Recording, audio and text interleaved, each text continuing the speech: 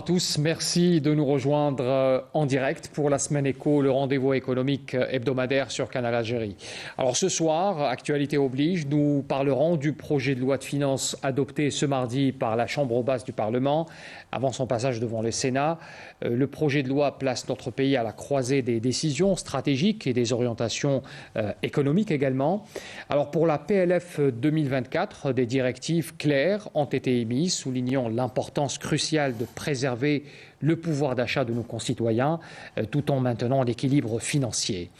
On comptera entre autres l'inclusion des augmentations salariales décidées auparavant en différentes étapes, mais aussi des mesures fiscales, c'est ce qui nous intéresse ce soir, des mesures fiscales comme la suppression de la taxe sur l'activité professionnelle et la réduction de la taxe sur la valeur ajoutée pour certains produits de large consommation. Et c'est ce dont on va parler donc ce soir avec mes invités. Youssef Belkacem Arabe, chef division de la gestion du recouvrement et de la modernisation des processus métiers. Merci d'avoir accepté notre invitation. Merci justement de nous inviter justement pour évoquer cette possibilité évidemment de communiquer par rapport à ce sujet. C'est nous qui vous remercions. Alors Mounir Didoun également avec nous, directeur de la communication à la Direction générale des impôts. Merci d'avoir accepté notre invitation, monsieur Didoun. Bonsoir et je vous remercie pour l'invitation. Et puis, professeur Mohamed Achir, enseignant à l'université Tizi Ouzou, économiste et consultant d'émission. Merci, monsieur Achir, d'être avec nous également. C'est moi qui vous remercie. Débattre justement de la question cruciale, qui est la question des impôts. Alors, avant de débattre avec mes invités, d'abord, on fait un petit retour sur ce projet de loi de finances 2024 qui vient d'être adopté à l'Assemblée populaire nationale. Avec en toile de fond, cette préservation du pouvoir d'achat des Algériens. Plusieurs mesures ont été incluses. On voit cela en détail avec Bedia Amani. Le projet de loi de finances 2024 a été adopté à l'unanimité par les députés de l'Assemblée populaire nationale après avoir voté un à un les 36 amendements introduits sur différents articles, notamment l'article 16 relatif à la loi sur les impôts ou encore l'article 110 relatif aux autorisations d'importation des bus de transport en commun de moins de 5 ans pour renouveler la flotte nationale. Le ministre des Finances, Aziz Faïd, a félicité les députés pour les débats qui avaient précédé ce vote. Le projet de loi de finances 2024 est de loin le plus important depuis l'indépendance au regard des financements engagés, à savoir 15 240 milliards de dinars, l'équivalent de 11 milliards de dollars. Ce texte de loi est également important puisqu'il consacre les politiques publiques du président de la République. Le projet de loi de finances 2024 consacre encore une fois le caractère social de l'État et préserve le pouvoir d'achat des citoyens. Les mesures phares, d'abord, c'est l'augmentation, bien sûr, il faut le dire, des salaires. Des salaires, voilà, donc c'est un engagement du président de la République d'augmenter les salaires et ça a commencé depuis 2021, donc avec la révision du barème DRG, avec les différentes augmentations en 2022, la première tranche d'augmentation aussi sur 2023. Aujourd'hui, donc, on est en 2024, on arrive à pratiquement à l'amélioration de revenus de 47% depuis 3 ans. Ça c'est un engagement, on l'a tenu aujourd'hui. Et la mesure phare en matière fiscale aussi, c'est la suppression de la taxe sur l'activité professionnelle. Bien évidemment, donc, la TAP qui a été considérée comme la principale source de collectivités locales qui faisait quand même une moyenne de 160 milliards de dinars. Elle a été donc remplacée par un impôt d'État qui est un impôt c'est la taxe sur les produits pétroliers et qui ramène maintenant, Inch'Allah pour l'avenir, qui va ramener plus de 186 milliards au budget des collectivités locales. On va arriver à 1 million de logements et ça fait partie bien sûr des engagements qui sont tenus aujourd'hui. Il faut noter que le projet de loi de finances pour l'exercice 2024 prévoit des dépenses de plus de 15 275 milliards de dinars, dont 18% destinés à l'investissement public. Ce nouveau texte de loi a été élaboré dans le cadre de la mise en œuvre du cadrage budgétaire à moyen terme 2024-2027. 2024-2026 et prévoit des recettes de 9 105 milliards de dinars, dont 3 512 milliards de dinars de recettes pour la fiscalité pétrolière.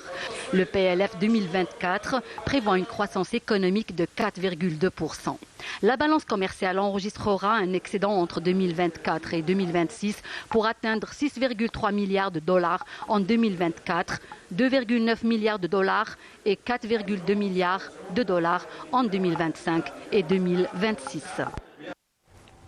Voilà donc pour ce compte-rendu de cette journée à l'APN avec cette adoption, je le rappelle, du projet de loi de finances de la nouvelle année, du nouvel exercice 2024, en attendant sa présentation et ses débats au niveau de la Chambre haute du Parlement. Alors messieurs, bonsoir à vous encore une fois. D'abord une question un peu globale. La fin de l'année est annonciatrice d'un nouvel exercice financier pour la nouvelle année. Donc est-ce qu'en matière de fiscalité, il y a une nouvelle approche, une nouvelle stratégie qui a suivi plusieurs étapes, on imagine, et qu'on voit aujourd'hui quelques aboutissements, notamment avec la suppression de la... Monsieur Assef. Merci. Au risque de paraphraser les propos de Monsieur le ministre, donc il faut évidemment souligner que cette loi de finances a consacré également le principe de l'État social. Donc sur le plan fiscal, il y a un certain nombre de mesures qui ont été prises pour améliorer le pouvoir d'achat des citoyens par des exonérations. On a la possibilité évidemment de cibler les produits qui ont été exonérés, ce qui va permettre évidemment aux citoyens de pouvoir consommer dans des conditions meilleures. Pour ce qui est de l'administration fiscale, effectivement, nous avons des objectifs. Il y a un objectif principal qui est celui de la mobilisation, bien sûr, des ressources financières pour l'État et pour les collectivités locales. Il y a également, quand on parle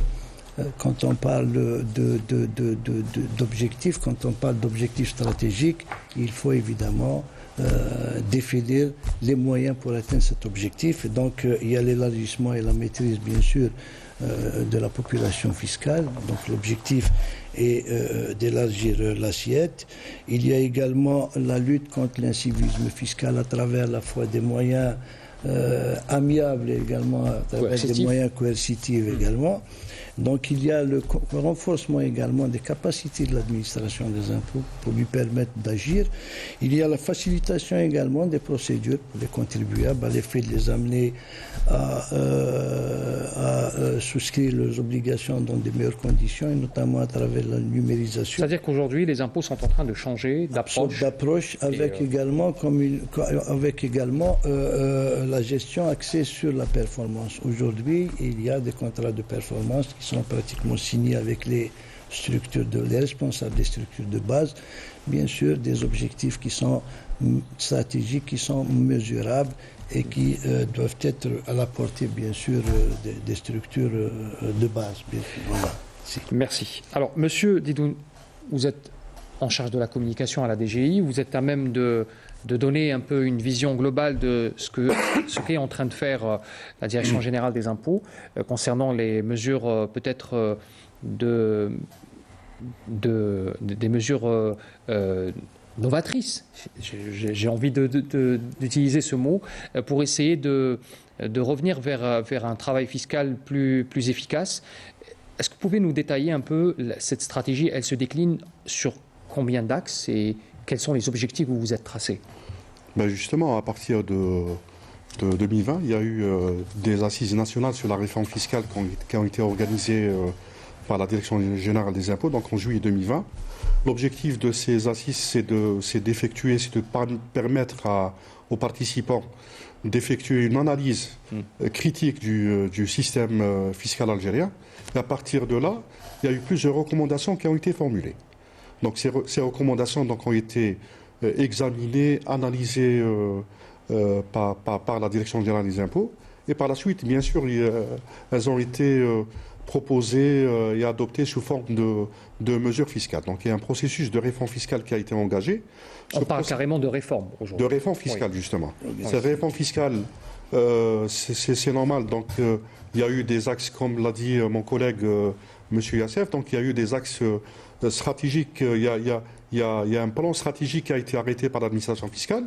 Donc ce plan stratégique, donc, il repose sur les 5 principaux axes. Donc le premier, c'est il y a l'élargissement et la maîtrise de l'assiette fiscale. On aura l'occasion d'en parler en détail, mais allez-y. Voilà. Juste pour donc, détailler les axes. De l'assiette et la maîtrise de l'assiette fiscale. Il y a la lutte contre l'incivisme fiscal, ou la lutte contre la fraude et l'évasion fiscale. Il y a la mobilisation des ressources humaines, donc de l'administration fiscale. Il y a aussi la simplification aussi des procédures fiscales. Bien sûr, il y a une mise en place aussi d'un nouveau mode de gestion au niveau de la Direction générale des impôts. C'est celui de la gestion par la performance. Donc à partir de là, il y a eu plusieurs mesures fiscales donc, qui ont été intégrées. Il y a d'abord une nouvelle organisation de la Direction générale des impôts qui a été adoptée. Donc il y a un nouveau organigramme de la Direction générale des impôts, donc avec la création de 3 divisions et de de nouvelles aussi directions. Il y a eu aussi la poursuite du processus de modélisation des infrastructures de la DGI. Donc actuellement, on dispose, on est actuellement en phase transitoire parce que il y a aussi actuellement il y a des inspections et des recettes, mais en même temps, il y a eu la mise en place de la DGE, donc la Direction des grandes entreprises, donc qui est destinée à gérer les gros dossiers.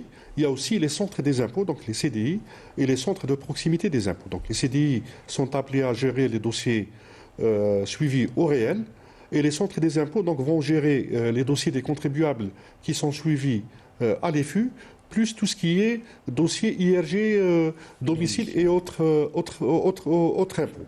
Ça, c'est sur le plan organisationnel. Donc sur le plan législatif, il y a eu beaucoup de mesures qui ont été adoptées à partir de la loi de finances pour 2021, donc loi de finances pour 2021, 22 et 23. La première, donc les premières mesures concernent la sauvegarde du pouvoir d'achat, donc ça concerne l'IRG, donc il y a eu une refonte des régimes d'imposition de l'impôt sur le revenu global, donc il y a eu la mise en place d'un régime du réel avec un régime simplifié pour les professions non commerciales. Il y a eu redéfinition aussi des revenus agricoles. Il y a eu refonte aussi du barème IRG. Donc ce barème, donc on est passé de 4 tranches à 6 tranches avec révision des taux marginaux. Bien sûr, il y a eu d'autres mesures qu'on peut citer qui ont eu pour objectif justement la sauvegarde du pouvoir d'achat.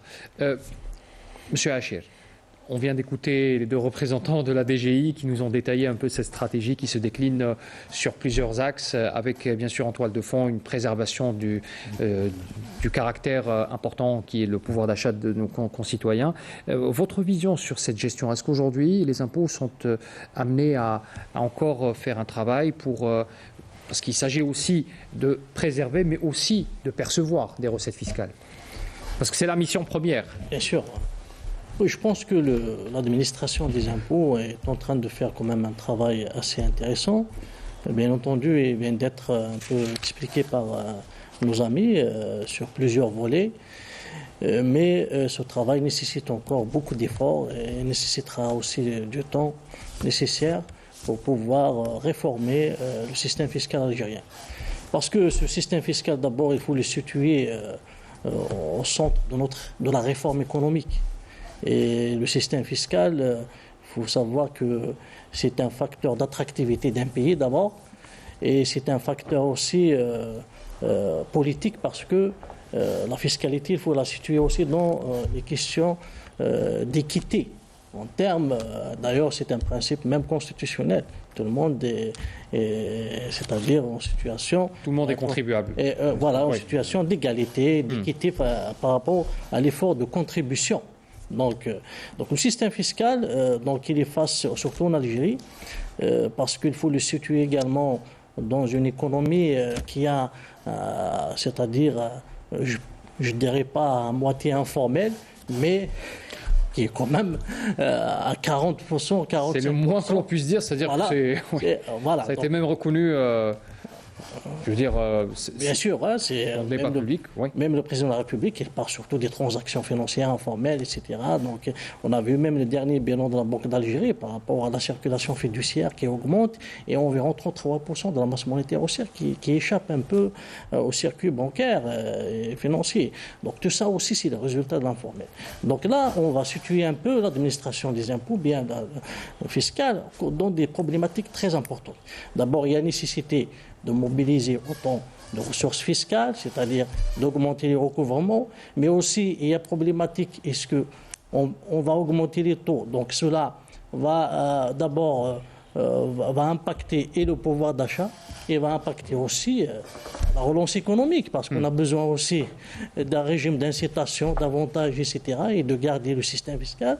Donc il y a des problématiques qui sont liées aussi effectivement à l'augmentation de l'assiette fiscale, ça c'est bien, donc, et surtout d'instaurer des impôts ou même des taxes qu'on qualifie de taxes d'impôts intelligentes, comme sur le tabac par exemple, sur l'environnement, sur la pollution, etc. Donc il faut y aller vers, et pourquoi pas sur la consommation du sucre, demain sur la consommation.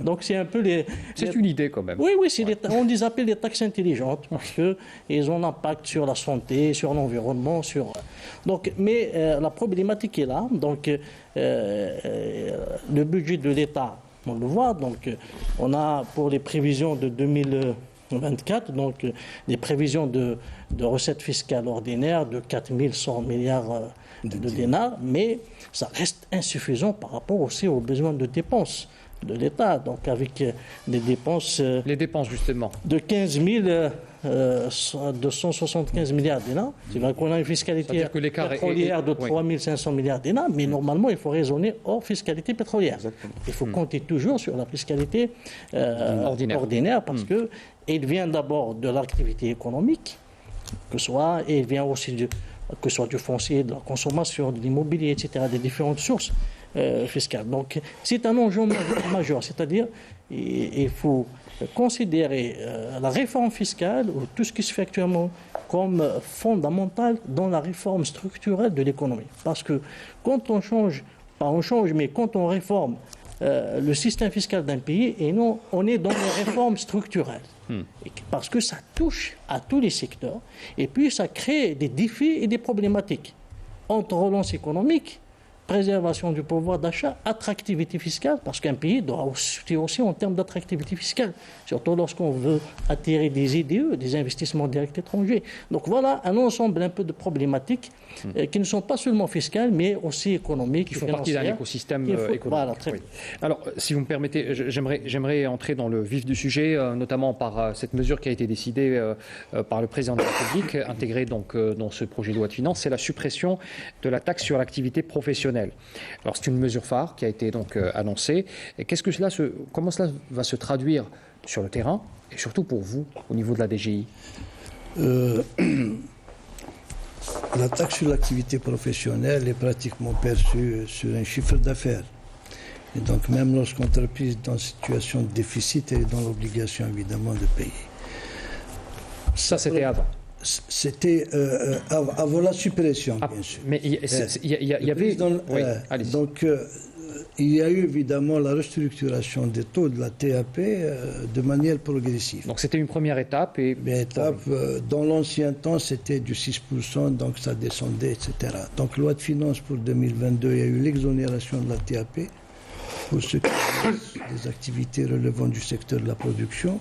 Et pour les autres secteurs, on est revenu à 1,5 point. Le président de la République a pris évidemment la décision de supprimer la TAP et l'administration, les pouvoirs publics sont dans l'obligation évidemment de trouver une ressource de substitution.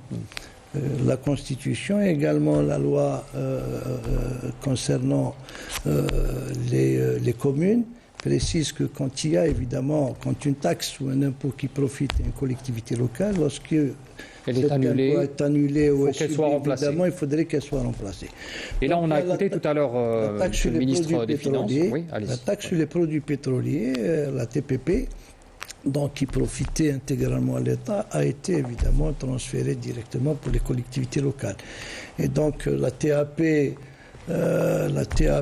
ramenait environ 154 milliards de dinars, et puis la taxe sur les produits pétroliers va, en fonction des prévisions bien sûr, jusqu'au 31/12/2023, va pratiquement avoir des recettes de l'ordre de 186 milliards. Donc les communes auront la possibilité de fonctionner comme il se doit. Si vous permettez, je voudrais justement rebondir sur la question qui est liée à l'équité. Oui. L'équité. Nous allons l'aborder tout à l'heure, mais allez-y. Pour ce qui est de l'équité fiscale, évidemment, il y a pratiquement deux approches qui sont communes. Il y a l'égalité devant l'impôt, il y a l'égalité par l'impôt.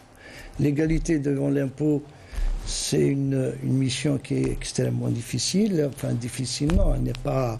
Il faudrait qu'on ait de l'information. C'est-à-dire que toute personne qui réalise un revenu est dans l'obligation de contribuer aux charges publiques. Et donc, pour pouvoir contrôler tout le monde, il faudrait qu'on ait les moyens.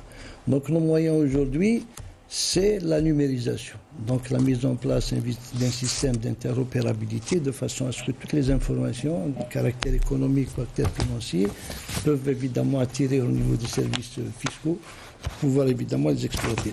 Maintenant, l'égalité par l'impôt. L'égalité par l'impôt, revenu égal, impôt égal, je pense qu'à travers l'IRG, à travers la restructuration, bien sûr, du barème de l'IRG, on aurait en quelque sorte si vous me permettez, ce principe. L'ERG constitue toujours une source importante pour le budget. C'est 1870 milliards de dinars pour les prévisions de 2024, alors que si on prend par exemple la TVA intérieure, c'est 460 milliards de dinars. Vous voyez à peu près un peu le... Vous savez, on aura je ne parle pas de l'EBS. On aura peut-être la possibilité de voir un petit peu les chiffres. Vous allez voir qu'en matière de TVA, il y a eu une augmentation, bien sûr, de la TVA, du fait peut-être de la réduction du montant de l'IRG. L'impôt sur le revenu global, c'est toutes les personnes physiques qui en ont profité, quel que soit que ce soit un salarié ou quelqu'un qui... Mais ça reste la source la plus importante actuellement de... Justement, il faut aller vers une autre. C'est pour ça qu'au niveau des statistiques, ce qui a été présenté par la DG, évidemment, c'est on a isolé un petit peu l'IRG salaire pour dire, voilà, il faudrait qu'on regarde les choses en face. Et nous avons besoin, évidemment, d'élargir l'assiette fiscale. Vous allez voir qu'en matière de TVA, il y a quand même une augmentation. Nous avons donné plus de capacité de consommation pour les personnes physiques, et donc cette capacité, ça augmente évidemment la consommation. Et ce qu'on nous donne en matière d'IRG, on le récupère évidemment en matière d'impôt sur la dépense. Voilà, donc on a la possibilité de parler également de l'élargissement de la société, les moyens que nous mettons en œuvre. Vous avez ouvert une petite parenthèse. Moi, j'aimerais revenir sur la TAP, parce que c'était l'objet de la question. Aujourd'hui, est-ce que vous êtes... vous contribuez de manière effective, justement, lorsqu'il y a des décisions qui, j'imagine, sont un peu à contresens avec la politique de fiscalité. Mais aujourd'hui, il y a certaines décisions qui doivent être prises pour soulager peut-être ces professions, ces entreprises, pour essayer de ce dont vous parliez tout à l'heure, redonner un second souffle pour l'économie du pays. Il y a parfois certains sacrifices qu'on doit faire. La suppression de la TAP ne s'inscrit pas en contresens avec la fiscalité. Ça arrive qu'il peut y avoir des suppressions d'impôts, des réductions d'impôts. Donc, si on peut parler déjà de suppression de la TAP, donc elle fait partie des engagements pris par M. le Président de la République. Donc, depuis 2020, et ça s'est fait, comme l'a dit M. Yassef, ça s'est fait d'une manière progressive. Donc, il y a eu révision du taux, exonération des producteurs, etc. La contrepartie, donc, comment financer le manque à gagner, donc il y a des solutions qui ont été trouvées. Donc elles sont dans la loi de finances pour 2000. Je vais essayer de m'expliquer un peu. C'est-à-dire qu'en fait, la TAP, c'est une taxe qui existe depuis... j'imagine depuis plusieurs années, et ça faisait fonctionner. Aujourd'hui, il y a une décision courageuse au plus haut sommet de l'État de supprimer et de peut-être, comme vous dites, trouver des alternatives à cette taxe. Aujourd'hui, en tant que représentant justement de la direction des impôts, est-ce qu'aujourd'hui nous sommes face à ce genre de scénario où, par exemple, ça pourrait pousser la réflexion, parce que la TPP, la taxe sur les produits pétroliers, c'est une taxe, on imagine, qui doit être là comme une formule de secours, Oui, on imagine. oui. Est-ce qu'il y a peut-être une réflexion pour essayer de trouver de nouvelles formules d'impôts pour essayer de soulager notamment les communes? C'est tout à fait normal. Je vous ai dit tout à l'heure, je vous ai parlé d'axes stratégiques de la Direction générale des impôts. Parmi les objectifs de la Direction générale des impôts, c'est la mobilisation des recettes fiscales. Parmi aussi les axes stratégiques que j'ai cités tout à l'heure, c'est l'élargissement et l'assiette la maîtrise de l'assiette fiscale. Donc à travers un élargissement de l'assiette fiscale, on peut faire baisser davantage la pression fiscale, que ce soit pour les ménages déjà, et même sur mais concrètement, Oui, pour les d'accord. communes, qu'est-ce qu'on pourrait proposer par exemple, aujourd'hui, la TPP, c'est bon, c'est réglé, Voilà. l'équivalent, c'est trouvé. Est-ce qu'il y a, par exemple, des solutions, peut-être à court ou à moyen terme, pour essayer de soulager également les... Pour l'instant, la réflexion est en cours, justement. Je vous ai dit que pour la loi de finances pour 2024, il y a eu cette solution justement de financer le manque à gagner par la TPP, et ça sera des montants encore supérieurs par rapport aux produits de la TAP.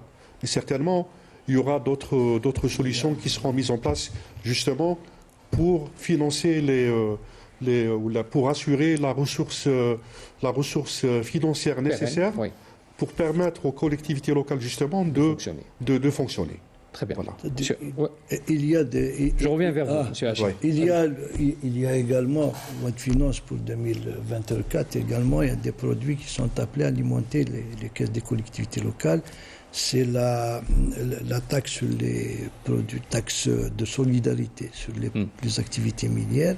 Il y a également la taxe sur les transports par canalisation, bien sûr, des hydrocarbures, des gazeux. Voilà. Donc les communes vont fonctionner dans de bonnes conditions. Évidemment. Mais simplement, il y a une chose également, si vous permettez, c'est que l'État fait fi, elle sacrifie certaines occasions de recettes fiscales, mais pour justement au profit de l'économie. On a besoin évidemment qu'un secteur se développe, etc. On n'a pas besoin évidemment d'aller forcément collecter de l'impôt, mais c'est pratiquement un investissement. Généralement, enfin, les exonérations sont temporaires. Donc c'est une forme d'investissement. On va évidemment avoir tiré les dividendes après la phase d'exonération, bien sûr. Et voilà. Monsieur Hachim. Si vous permettez, On laisse juste la parole à monsieur Hachim pour réagir sur la TAP et je reviendrai vers vous. Oui, il y a un effort fiscal de la part de l'État. Il y a une dépense fiscale très importante. On estime à 460 milliards de dinars pour ce projet de loi de finances 2024. Enfin, la loi, puisqu'il est voté déjà aujourd'hui. Enfin, pas encore. Hein. Pas encore. Le Sénat, il faut qu'elle passe au Sénat. Sénat. A été voté aujourd'hui, au moins au niveau de la PL. Donc, cette dépense fiscale, elle est très importante. Et chaque année, l'État a cette dépense fiscale importante. Sauf que, oui, il faut un retour sur investissement. Justement, le retour sur investissement, c'est ça qui permettra justement de compenser cette dépense fiscale de l'État. Étant donné que même les avantages de la loi 22-18 sur l'investissement, elle prévoit quand même beaucoup d'exonérations fiscales pour améliorer l'attractivité fiscale du pays et surtout pour attirer des investissements directs étrangers. Mais quand on supprime la tape, d'accord, c'est une mesure à saluer, étant donné que même les entreprises, ça fait des années qu'elles revendiquent un peu la suppression de cette tape. Ça va leur permettre de respirer. Même comme il a été souligné par mon ami, donc on taxe le chiffre d'affaires, mais ce n'est même pas les bénéfices, c'est-à-dire les résultats. Donc on ne sait même pas est-ce que cette entreprise va réaliser un résultat positif ou pas. Par contre, si on parle de solutions structurelles, j'ai compris votre question par rapport aux collectivités locales. Aujourd'hui, je peux dire que c'est un peu une solution, enfin, on peut dire que c'est une solution de rechange. Voilà, la TPP, etc. Mais réellement, on n'a pas réglé le problème structurel des ressources fiscales des collectivités locales. Parce qu'il faut y aller vers quand même une mobilisation des ressources au niveau local. Bien sûr, ça va demander des mesures qui sont structurelles. Donc, il faut de l'investissement au niveau des communes, il faut de l'attractivité, il faut des zones industrielles, il faut créer de l'activité économique. Mais aussi, il faut permettre aussi une certaine culture fiscale aux élus, au président d'APC, au président d'APV, c'est-à-dire parce que les élus ils sont dans un territoire à la fois économique, etc. Donc ils doivent avoir cette l'initiative de créer la richesse, l'initiative pour l'attractivité de leur territoire, mais aussi pour viser des recettes fiscales. Donc cela nécessite quand même une certaine réforme, je pense, permettant de créer une certaine fiscalité locale. Parce que jusqu'à là, on est dans une fiscalité nationale de l'État, la fiscalité de l'État et à la distribution. Donc, on a distribué pour la Caisse de solidarité de garantie des collectivités locales. C'est vrai, même en distribuant, on a modifié les taux par rapport aux communes et par rapport aux wilayas et par rapport à la Caisse de solidarité des collectivités locales, de façon, c'est-à-dire à les aider à prendre en charge leurs dépenses, mais il serait judicieux de penser carrément, structurellement, à faire des collectivités des instruments aussi permettant de créer de la richesse et de créer de l'impôt, c'est-à-dire des recettes fiscales. Donc, il y a d'abord un certain nombre par exemple, de taxes. On peut parler de taxe de séjour, on peut parler de la taxe foncière, on peut parler de la taxe des ordures ménagères, on peut parler Cela représente une ressource considérable. Oui, la taxe d'assainissement, des taxes d'environnement, il y a plusieurs taxes quand même. Il faut permettre à l'administration fiscale d'agir en collaboration. Il faut qu'il y ait le concours des collectivités locales pour concrétiser. Vous savez, pardon. Allez-y. En matière de taxes foncières, taxes d'enlèvement des ordures ménagères, à un moment donné, évidemment, l'attribution de sa collecte était donnée aux collectivités locales. Donc on avait prouvé évidemment qu'il n'avait pas suffisamment peut-être d'expérience ou de culture. Le receveur, il avait d'autres tâches quand même assez importantes, donc il n'avait pas cette possibilité, ils ne sont pas rompus justement à la technique de recouvrement. Raison pour laquelle la loi de finances pour 2022 nous a évidemment donné la possibilité, nous a confié justement l'assiette d'abord et le recouvrement de la gestion carrément. En matière d'assiette, on l'a toujours assuré, et également en matière de recouvrement. Maintenant, si vous voyez également avec la loi de finances pour 2024, les prévisions de recettes en matière de taxes foncières et de taxes d'enlèvement d'ordures ménagères, elles ont pratiquement augmenté pour la simple raison qu'avec le cadastre, avec la Direction générale du domaine national, nous avons eu la possibilité de recevoir, bien sûr, le parc immobilier. Donc il y a eu le parc immobilier qui s'est élargi. Il y a beaucoup, évidemment, de logements et de biens immobiliers qui ont été, évidemment, possédés et dans le cadre des différentes formules, mais on n'avait pas justement un fichier qui contenait l'ensemble, évidemment, des biens immobiliers qui étaient imposables. Donc, à travers justement la coordination et la coopération avec les services du cadastre, nous avons pratiquement récupéré le fichier des biens immobiliers. Donc vous avez une base de données. Une base de données, évidemment, qui va servir également à l'impôt sur le patrimoine, collecter de l'information également pour les besoins de l'impôt sur la fortune. Autre chose également, c'est que la TAP, la suppression de la TAP va permettre également, elle se fait, mais pas au détriment des recettes de l'État, puisque la TAP, comme vous le savez, est une charge qui est déductible, elle est inscrite parmi les charges fiscales. On aura la possibilité, évidemment, d'augmenter, de par sa suppression, on aura la possibilité d'augmenter d'autant les bases imposables à l'impôt sur les bénéfices de société et également à l'impôt sur le revenu global pour les contribuables qui exercent une activité qui sont suivis selon le régime du bénéfice réel. Voilà. Merci pour cette précision. Monsieur Didoun, vous vouliez réagir aussi? Non, je voulais parler de fiscalité locale. Justement, j'allais dire, le travail a commencé avant et donc c'est vrai qu'au titre de la loi de finances pour 2022, le recouvrement par exemple, de la taxe foncière a été attribué à la DGI. Mais quand même, il y a eu un travail qui a été fait concernant la taxe de séjour, la taxe foncière, et je peux citer aussi d'autres taxes locales, justement. Ce travail, justement, il va permettre d'augmenter cette fiscalité locale, justement, ce qui va permettre aussi d'augmenter le niveau de financement des collectivités locales. Très bien. Voilà. Alors, j'aimerais poser une question aussi par rapport à la TVA. Il y a eu quelques mesures concernant la réduction de la TVA pour des produits, des produits alimentaires importés de manière générale, donc notamment des productions avicoles. Vous m'arrêterez si je me trompe. Les légumes secs également. Et puis aussi sur des produits de large consommation comme la farine, on en parlait également. Est-ce qu'aujourd'hui, la réduction de la TVA, c'est une étape qui parachève un processus aussi pour la préservation du pouvoir d'achat, ou alors est-ce qu'il y a aussi d'autres étapes à venir? La réflexion, elle est en Vous nous cours. donnerez un scoop pour les perspectives. Il y a bien sûr, il y a toujours une réflexion, un travail continu qui est fait justement pour proposer des mesures tendant à sauvegarder le pouvoir d'achat. Parce que Mais concrètement, pour 2024, qu'est-ce qui va changer? pour 2024, c'est l'exonération de la TVA concernant les fruits et légumes, des produits, des légumes frais produits localement.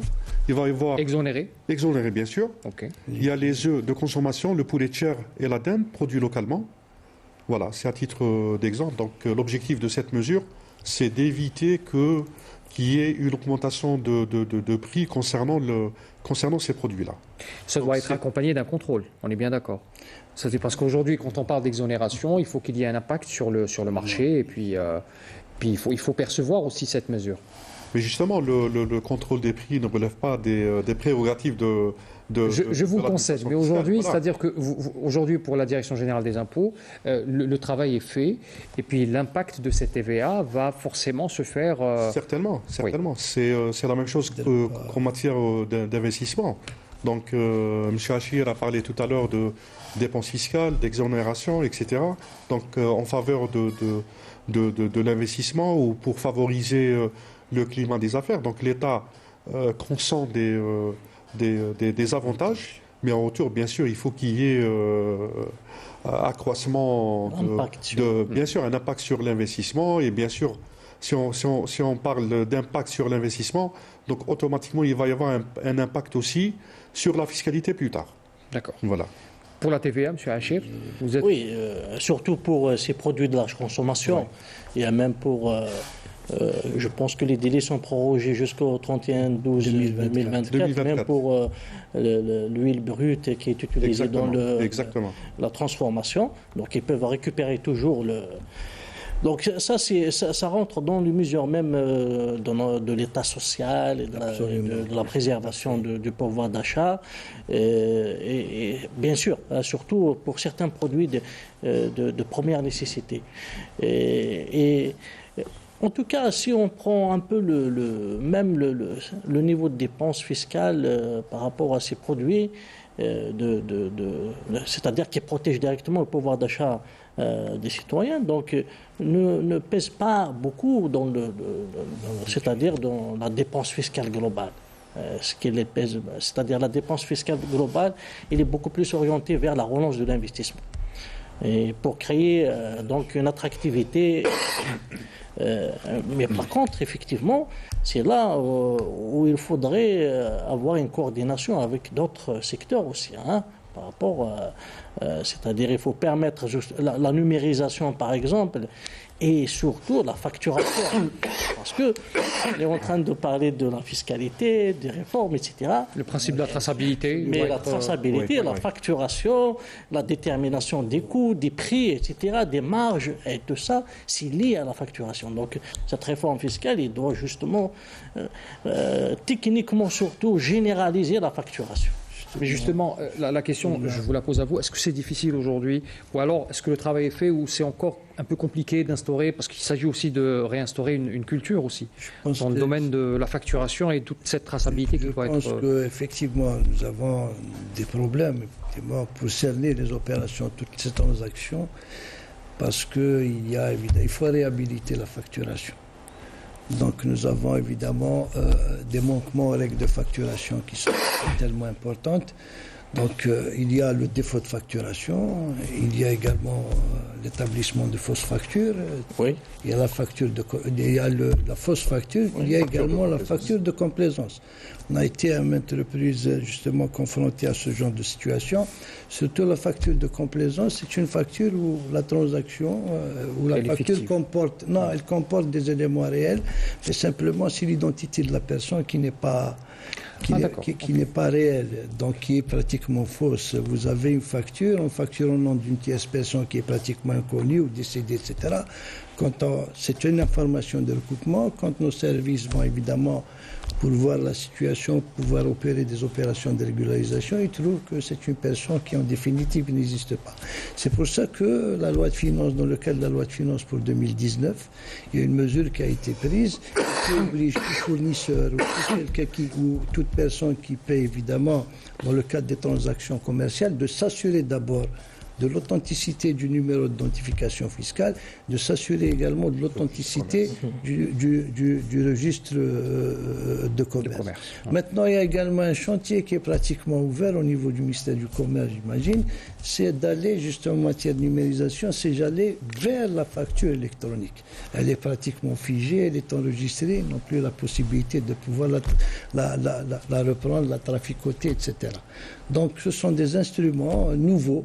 Nous, l'administration des impôts s'inscrit justement dans ce cadre-là. Travailler en coordination avec, notamment avec les services du commerce. Oui, nous échangeons de l'information, notamment avec le Centre national du registre de commerce. Donc, toutes les inscriptions au registre de commerce sont portées à notre connaissance. Nous intervenons pour voir si toutes ces personnes ont souscrit leur déclaration d'existence ou pas. Nous avons également facilité à toutes ces personnes l'accès au numéro d'identification fiscale. Ils peuvent le faire à distance. Ils peuvent également le faire dans le cadre d'une procédure décentralisée.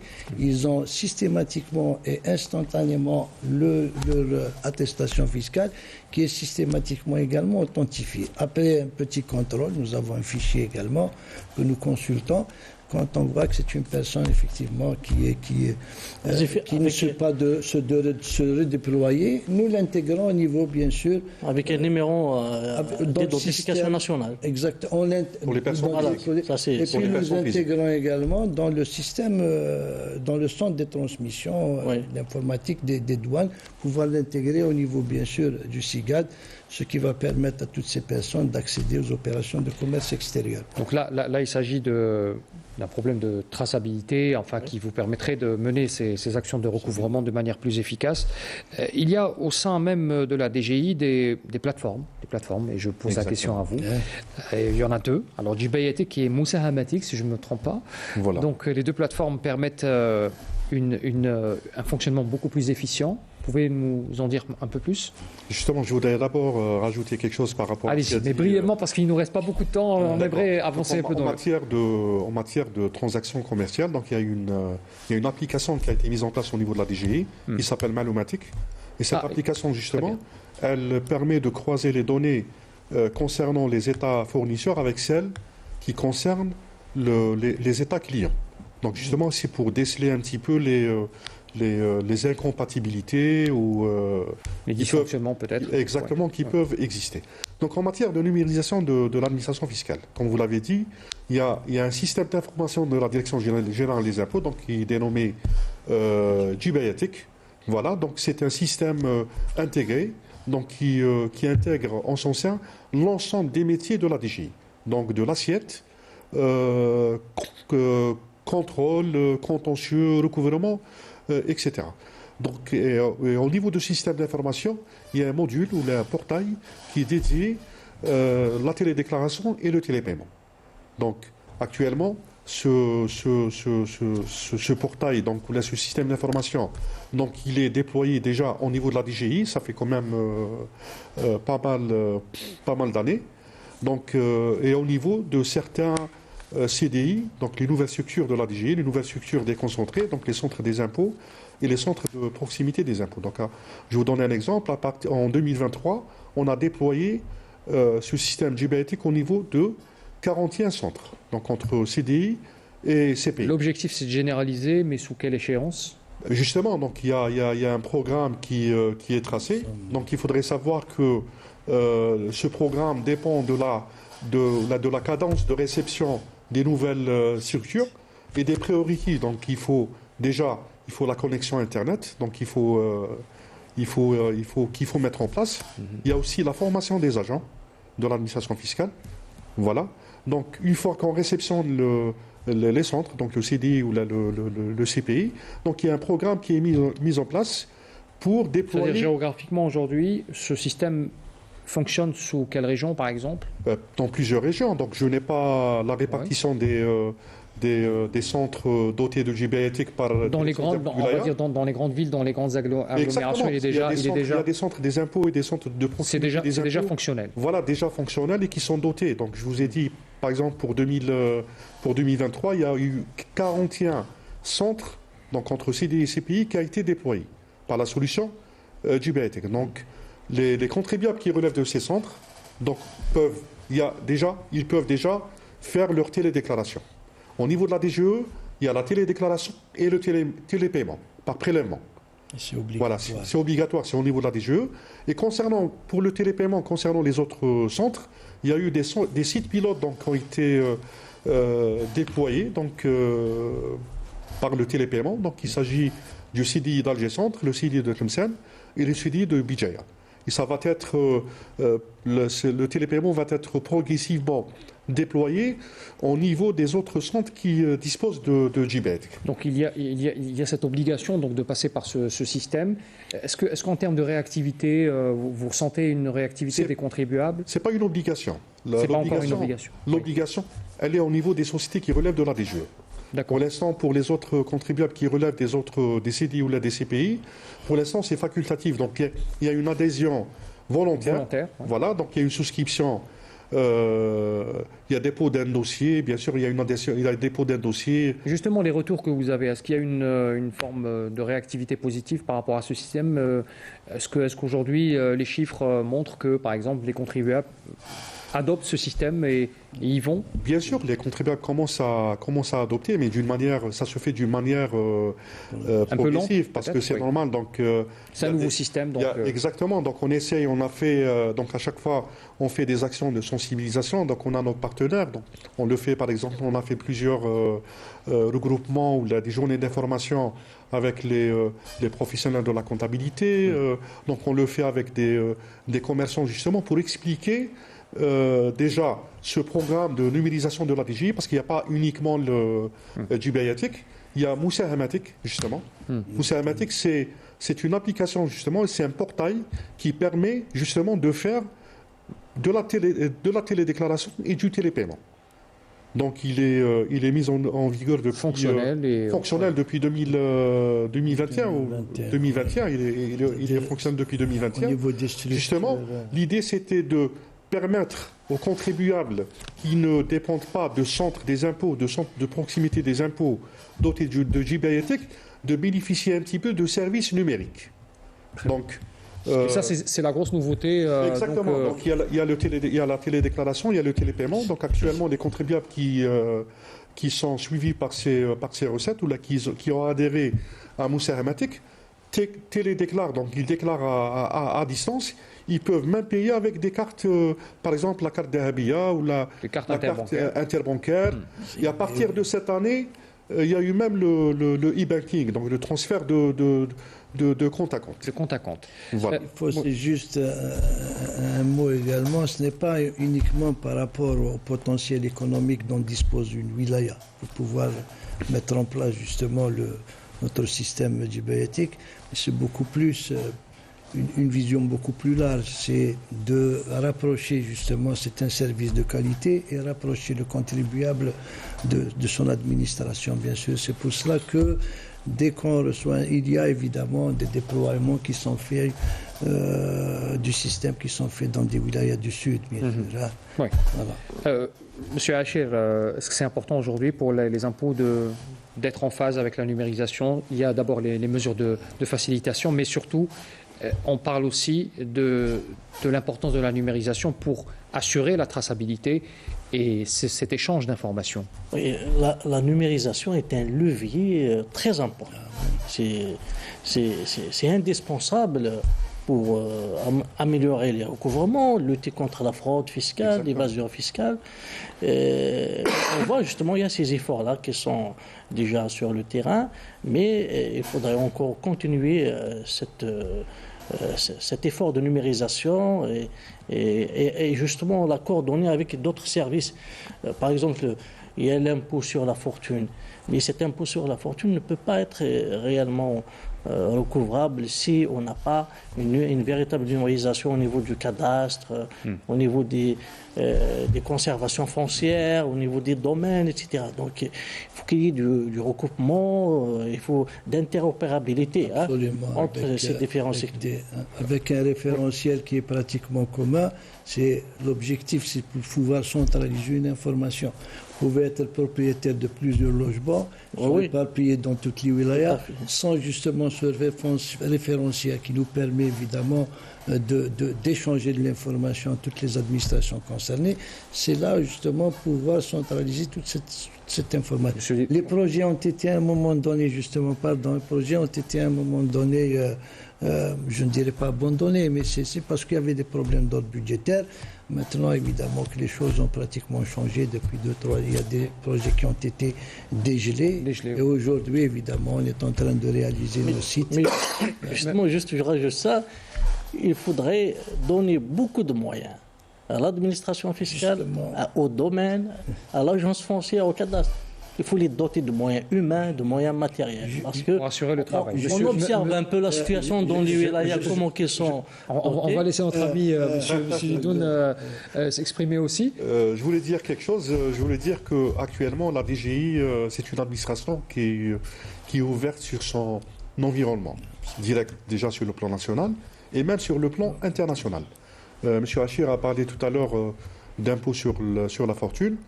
Il faudrait d'abord savoir que déjà, au niveau de la loi de finances pour 2023, il y a eu une modification. C'est que, au niveau d'une forme de contrôle, qui est la vérification approfondie de la situation fiscale d'ensemble, il y a eu intégration de l'impôt sur la fortune comme impôt qui peut être vérifié dans le cadre de cette procédure. Déjà sur le plan des moyens juridiques pour contrôler l'impôt sur la fortune.